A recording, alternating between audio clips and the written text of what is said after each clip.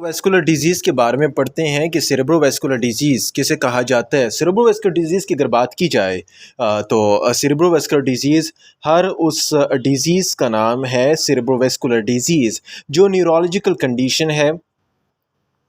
ये हर उस neurological condition का नाम है जिसमें हमारे पास ब्रेन में या वेस्कुलर एक्सीडेंट हो जाता है या सेरेब्रोवैस्कुलर कॉम्प्रोमाइज़ हो जाता है, कंडीशन आ जाती है। जो ब्रेन में जितने भी वेसल्स हैं उनमें या तो ऑब्स्ट्रक्शन हो जाती है या उनमें डैमेज हो जाती है, तो उस कंडीशन का नाम सेरेब्रोवैस्कुलर वेसल्स में जो कॉम्प्लिकेशन आती हैं तो उसका नाम सेरेब्रोवैस्कुलर डिजीज़ है। सेरेब्रोवैस्कुलर डिजीज़ के फर्दर हम ये बात करें तो ये दो कंडीशन की वजह से होती है। नंबर वन, फर्स्ट कंडीशन जो है ये फर्स्ट कंडीशन में हमारे पास इस्केमिया आता है। 85% केसेस में हमारे पास इस्केमिक पेशेंट्स में होता है ये कॉम्प्लिकेशन। इस्केमिया का मतलब ये है कि 85% जो लोग हैं उनमें इस्केमिया आता है और जस्ट 15% लोगों में क्या होता है, 15% लोगों में हेमोरेज हो जाता है। 85% लोगों में इस्केमिया होगा और 15% लोगों में हेमरेज होगा। उसकी कंडीशन की वजह से सेरेब्रोवैस्कुलर कॉम्प्लिकेशंस आ जाएंगी। आपको ये भी पता होना चाहिए कि ब्रेन के जो सेल्स हैं लाइक न्यूरॉन्स, ये सबसे ज़्यादा डिपेंडेंट हैं किस पर, सीरम ग्लूकोज पर। और सीरम ग्लूकोज को सबसे ज़्यादा डिपेंडेंट है। अगर 3 से 5 मिनट तक 3 से 5 मिनट तक ग्लूकोज ना हुआ या इस्केमिया हुआ इस्केमिया हुआ तो it will leads to what, it will leads to necrosis of a nerve cell. तो नर्व सेल की नेक्रोसिस के लिए बचाने के लिए सीरम ग्लूकोज या ब्लड ग्लूकोज बहुत ज़रूरी है। अगर ब्लड ग्लूकोज नहीं है, अगर ऑक्सीजन सप्लाई नहीं हो रही तो क्या हो जाएगा, it will leads to necrosis of that tissue. Number one, first condition में आता है ग्लोबल सेरेब्रल इस्केमिया। अभी ग्लोबल सेरेब्रल इस्केमिया कौन सी कंडीशन है, ग्लोबल सेरेब्रल इस्केमिया किसे कहा जाता है? ग्लोबल सेरेब्रल इस्केमिया हर उस कंडीशन का नाम है जिसमें हमारे पास ब्रेन की इस्केमिया तो हो जाता है, ब्रेन की ग्लोबली इस्केमिया हो जाता है, लेकिन इस्केमिक कंडीशन किसकी वजह से अराइज होती है? नंबर वन, या तो परफ्यूजन कम होगी, उसका नाम है लो परफ्यूजन। ब्लड फ्लो कम होगा। ब्लड फ्लो कब कम होगा? जब एथीरोस्क्लेरोसिस होगी। जब एथीरोस्क्लेरोसिस की कंडीशन हो, ब्लड फ्लो कम हो तो कंडीशन आते हैं। Number two, acute decrease in blood flow का मतलब ये है कि जब आपके पास acute decrease in blood flow की कमी हो रही है, जब हार्ट अटैक हुआ या कार्डियोजेनिक शॉक हुआ है, कार्डियोजेनिक शॉक की वजह से भी इस्केमिया हो सकता है। नंबर थर्ड की बात करूँ तो हाइपोक्सिया की कंडीशन भी आ सकती है। हाइपोक्सिया की कंडीशन में क्या आता है? हाइपोक्सिया की कंडीशन में एनीमिया की कॉम्प्लिकेशंस भी आती हैं। नंबर फोर की बात की जाए, हमारे पास हाइपोग्लाइसीमिया हाइपोग्लाइसीमिया की कॉम्प्लिकेशन भी आती हैं जो जो जो किससे रिलेटेड है? इंसुलिनोमा की कंडीशन से रिलेटेड है। तो ये ऐसी कॉम्प्लिकेशंस हैं जो हमारे पास, जो काजेज़ हैं जो हमारे पास ले आते हैं सेरेब्रल इस्केमिया की कंडीशन ले आते हैं। सबसे पहला क्या है? लो परफ्यूजन कम होगी, एक्यूट डिक्रीज़ इन जब ब्लड फ्लो हो, कार्डियोजेनिक शॉक की वजह से हाइपोक्सिया हो, हाइपोग्लाइसीमिया की कंडीशन वगैरह भी हो। अभी देखें, अभी अगर पर्सन में ये इस कंडीशन की वजह से इस्केमिया हो रहा है तो क्लिनिकल पेशेंट कौन से कंडीशन में आएगा? क्लिनिकल पेशेंट सबसे पहले आपके साथ कन्फ्यूजन की कंडीशन में आएगा, और ये कन्फ्यूजन की कंडीशन टेम्परेरीली होती है, और कन्फ्यूजन की कंडीशन ये टेम्परेरीली होती है और बाद में दोबारा रिकवर हो सकती है।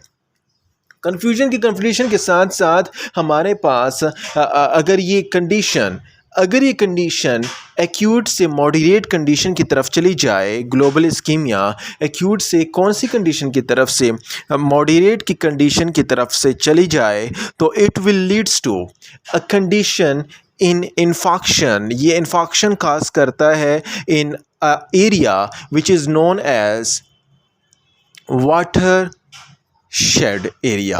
वाटर शेड एरिया में इन्फेक्शन काज करता है। वाटर शेड एरिया किसे कहते हैं? वाटर शेड एरिया ये एक ऐसा एरिया है, this is an area between anterior and middle cerebral artery. Anterior और मिडल सेरेब्रल आर्टरी के दरमियान क्या है? ये एरिया है। तो इस एरिया को क्या कहते हैं? इस एरिया को वाटर शेड एरिया कहते हैं। और जो हाईली डैमेज हो जाएगा कौन सी कंडीशन में? मॉडरेट ग्लोबल इस्कीमिया कंडीशन में।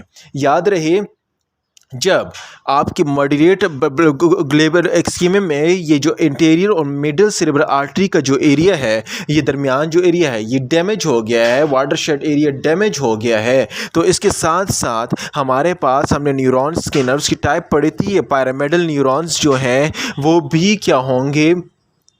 पैरामिडल न्यूरॉन डैमेज होंगे।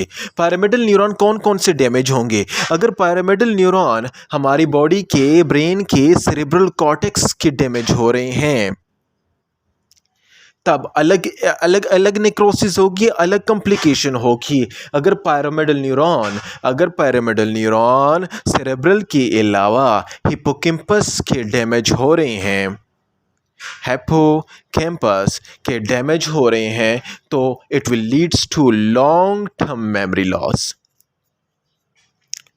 लॉन्ग टर्म मेमोरी लॉस, तो ये डिफरेंट कॉम्प्लिकेशन आ जाती हैं। सेरेब्रल कॉर्टेक्स जो शॉर्ट टर्म मेमोरी से रिलेटेड है, हिप्पोकैम्पस लॉन्ग टर्म मेमोरी से रिलेटेड, पैरामिडल न्यूरॉन की डैमेज और नेक्रोसिस की वजह से कॉम्प्लिकेशन अराइज हो जाती हैं। और ये किसकी वजह से हो रहा है? This is all due to ischaemia, global cerebral ischaemia की वजह से ये कॉम्प्लिकेशन आ रही हैं। नंबर 2 जो अगर है वो हमारे पास परकिंजी सेल्स हैं।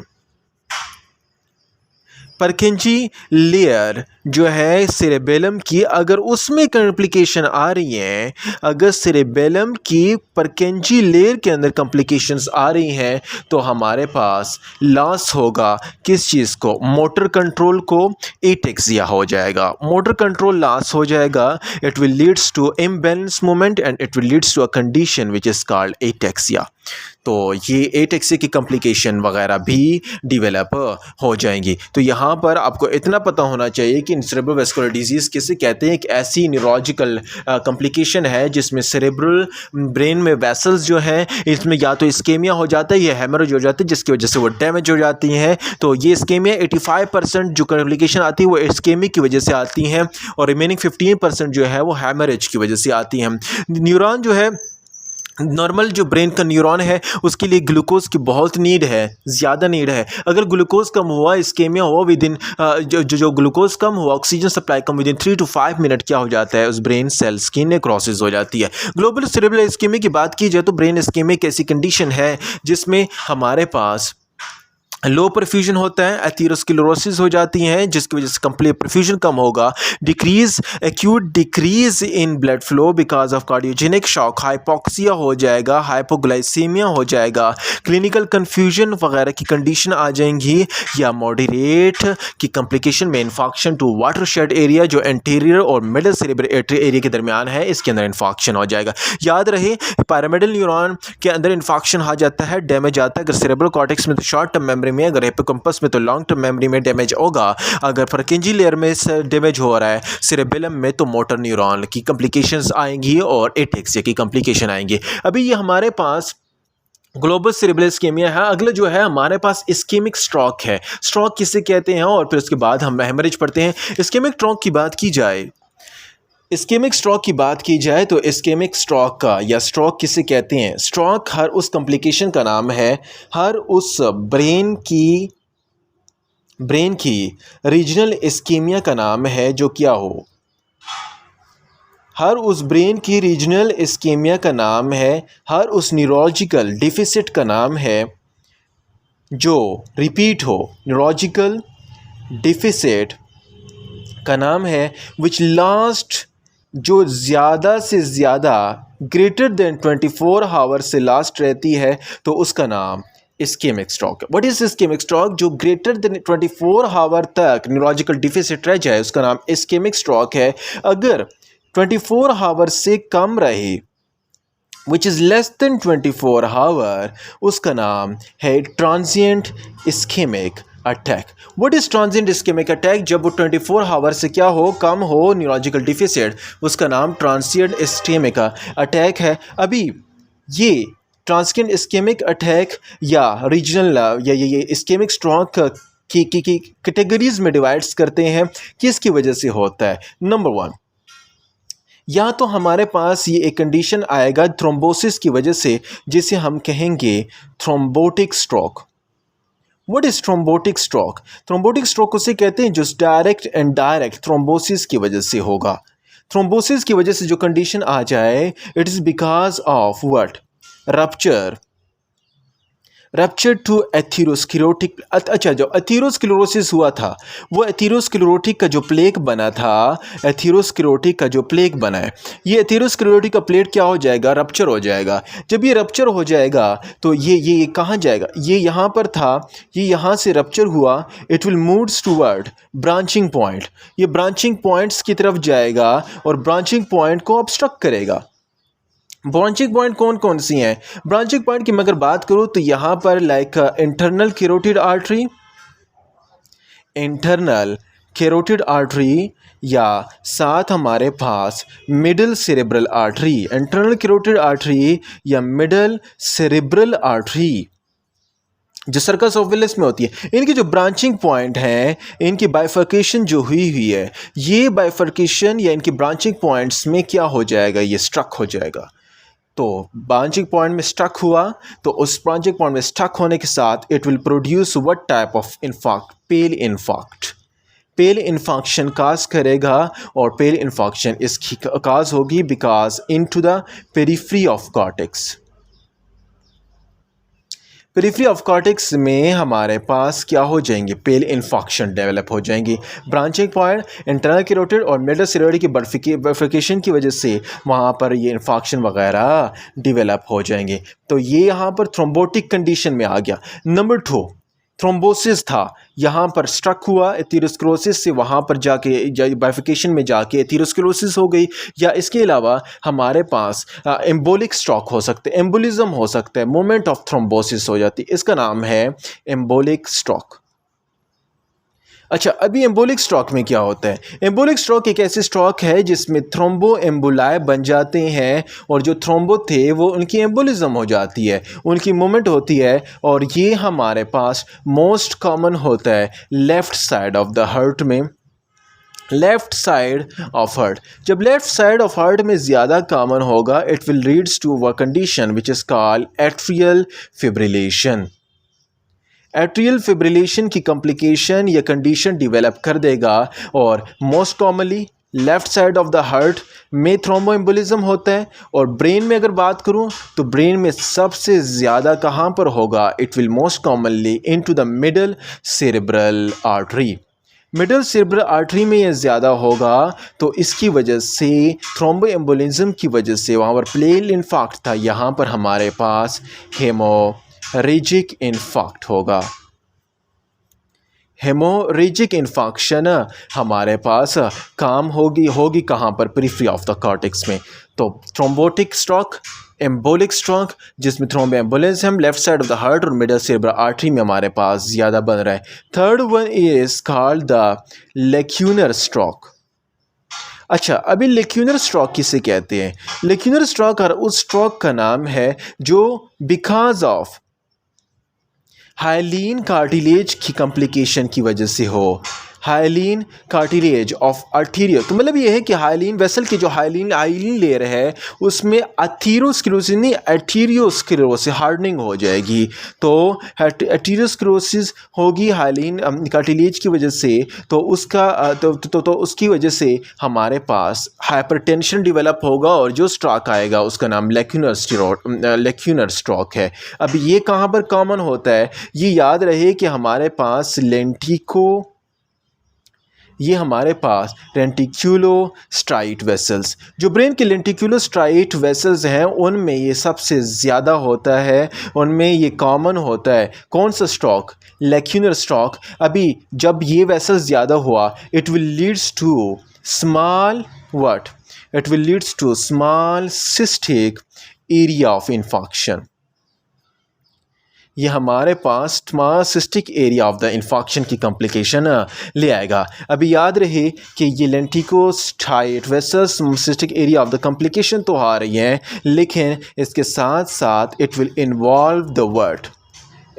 Involve internal capsule. जो इंटरनल कैप्सूल है उसमें भी इन्वॉल्व कर देगा, उसमें भी ये अराइज हो सकता है। तो इन्वर्टेड कैप्सूल, तो उसमें हमारे पास कंप्लीट मोटर कॉम्प्लिकेशन आएंगी, तो उसका नाम है प्योर मोटर स्ट्रोक। जब इंटरनल कैप्सूल इन्वॉल्वमेंट हो रही है तो प्योर मोटर स्ट्रोक है, लेकिन जब हमारे पास कंप्लीट इन्वॉल्वमेंट ऑफ थैलेमस हो रही है तो प्योर मोटर नहीं है, तो it will leads to pure sensory stroke.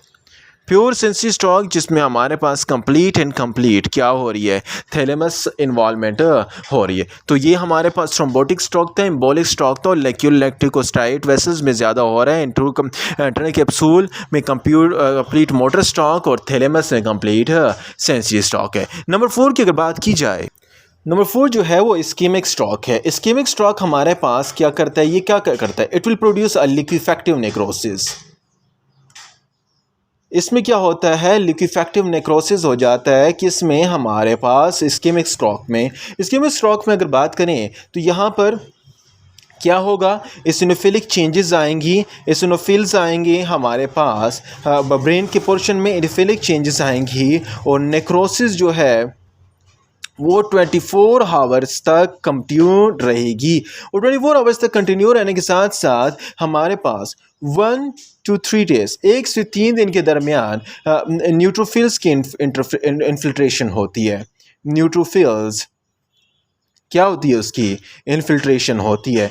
1 to 3 days के दरमियान न्यूट्रोफिल्स की इन्फिल्ट्रेशन होती है। नंबर 2, इसके साथ साथ अगले 4 से 7 दिन के बाद हमारे पास क्या आ जाते हैं, लिक्विफेक्टिव नेक्रोसिस, माइक्रोग्लियल सेल्स आ जाते हैं।